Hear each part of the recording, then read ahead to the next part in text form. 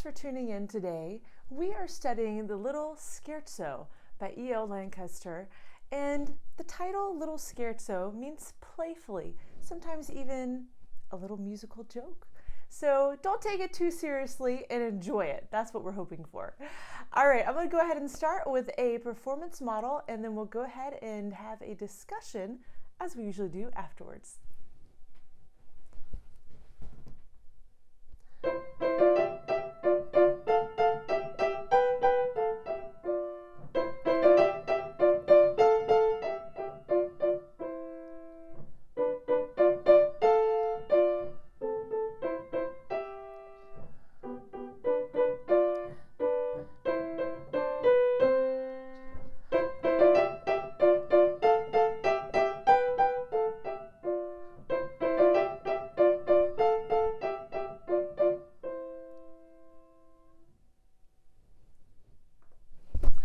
All right, so you are wanting to learn this piece, and I want to help you get to that goal, get to the finish line. So a couple of things you may have noticed if you're looking at the music as I was playing, that when I got to the last measure, this is measure 16, I didn't stop there. So there is the DC al fine, that stands for da capo al fine. Da capo, go back to the head, beginning of the piece, and you'll play all the way to the word fine. And that is actually the true ending of the piece. So that's measure 8. So you'll play the first 2 lines one more time, and then that will be the conclusion. So I just wanted to point that out there. Maybe you've already noticed, but the left hand is not exactly in the bass clef area. So this piece is a little bit unusual because the left hand comes forward into the treble clef, into the right hand's territory. It actually works out quite well. So left hand, if you'll look with me on the keys, we are here. You've got E above middle C, that's where your 5th finger is. Your left hand thumb is ending on the B here.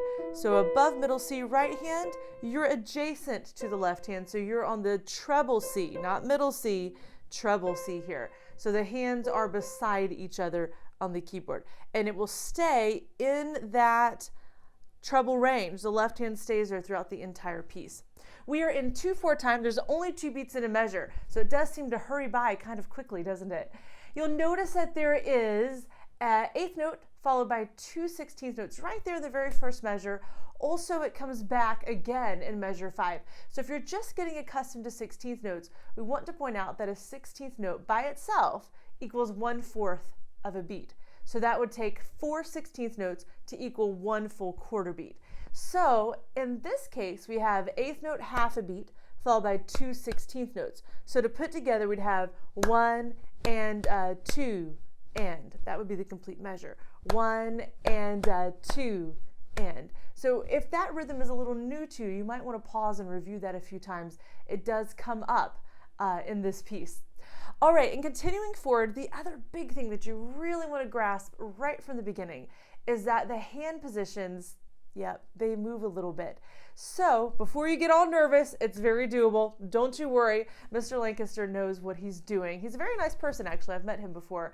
And he had you in mind as a student when he composed this piece.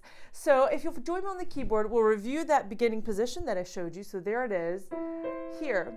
Okay, so the first 8 measures, we're going to stay in that position, ending at measure 7.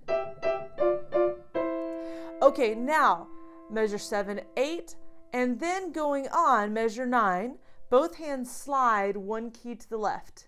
Yep. So right hand, you were on C. If you'll just go 1 key to B. Left hand, you were on E. Excuse me. Left hand, go down to D, 1 white key to the left. So in position, the first measure here at this position, and then shift 1 key to the left. That's measure 9. All right, measure 11. Yep, here we go again. Shift again. So left hand, you're on middle C. Right hand, your thumb is on A. Measure 13. Here we go again. 1 more key to the left. So you're right below middle C. Left hand, that's B. Right hand, you're now on G. You will stay in that position until the end of the line. Notice, however, when we finish, that we've got to go back to that first position to do the DC al fine. So that's another spot to practice. So knowing where your hands are supposed to go, that's really half the battle, I think, on this piece, is knowing the geography. Good news is, once you find your starting position, you're just sliding to the left, it is only one key. So also there are no black keys, no sharps, no flats are going to be found here. So that takes away some of that pressure to get everything in there. You're just shifting one key to the left. I do want to point out that students often get confused at measure 9, measure 11, measure 13. They say, well, it says the finger number 5 in the left hand and 1 in the right hand, so it's the same notes as it was in measure 1. Not quite. So always check that you read the notes. It may be the same finger numbers, but it may not be the same notes. So I wanted to go ahead and point that out to you. I also like to take a pencil and circle the finger numbers when the hand position is shifting. So that's something I picked up from just years of teaching and seeing other editors use that technique. It seems to work really well. So if that will help you, go ahead and pencil in your circle there. Okay, so that is the first part of learning this piece. If you're on to the second phase and you want to go a little deeper, dig in a little bit more, we want to talk about the tenuto marks. Yeah, a tenuto mark. So it's this little straight line right over the top of the note head. So you'll see that for the first time in measure 4. It's in both hands on the quarter note. It comes again later at measure 8, measure 12, and measure 16. So a tenuto mark just means play the note for its full value. That seems kind of like a, well, no duh, but it's context. So if you look before that tenuto mark, for example, measure 3 and the beginning of measure 4, you'll notice all of those notes are marked staccato. So what the composer is saying is, be sure that you don't play this note staccato. Don't make it too short. I want it to be a full beat.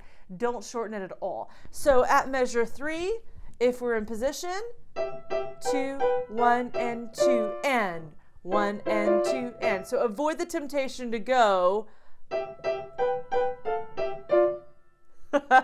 Not quite what he was looking for there. Then those of you that are really keen on details, you may have already noticed on measure 10 and later in measure 14, there's a crazy little thing going on there. I see a tenuto mark, but I also see a staccato mark.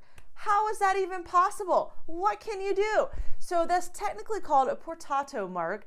Don't worry, I'm not going to get into all the details about that, but I will say for that, you're going to have separation between the two notes in measure 10 and measure 14, but you are also going to hold them a little longer than you normally would for staccato. So it's kind of in between staccato and not staccato. So at measure 10, well, I'll start at 9, 1 and 2 and 1 and 2 and. So a little bit longer, but definitely not connected. 1 and 2 and here's a regular tenuto mark. Now 13, 1, 2 and 1, 2. So hear that.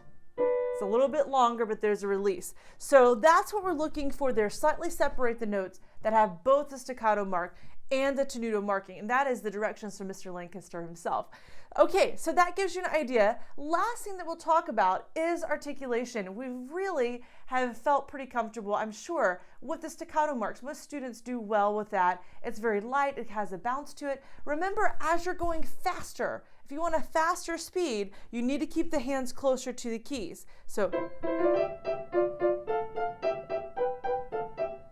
if you're doing big motions, it actually slows you down. So you need to stay closer in if you want a faster staccato.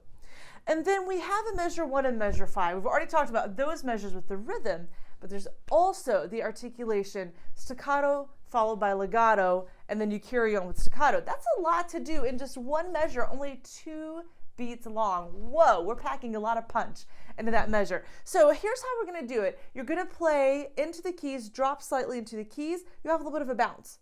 So you kind of feel like a basketball there. The key is going to kind of push you back up. When your hand descends to return to the key, you're going to roll your arms and your wrist out as you play that legato. So it looks like this on the keyboard. You'd have, so bounce, drop, roll. Again, bounce, drop, roll. Try to do it slowly and talk at the same time. Now up to speed, it'll look like this.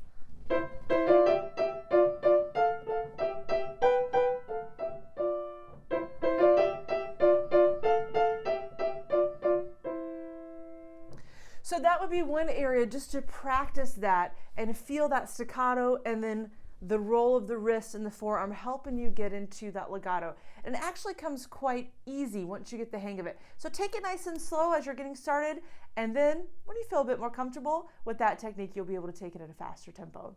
Well, thank you so much for coming in today. I hope this has been helpful to you. Give the video a like, and I can't wait to check in with you next time.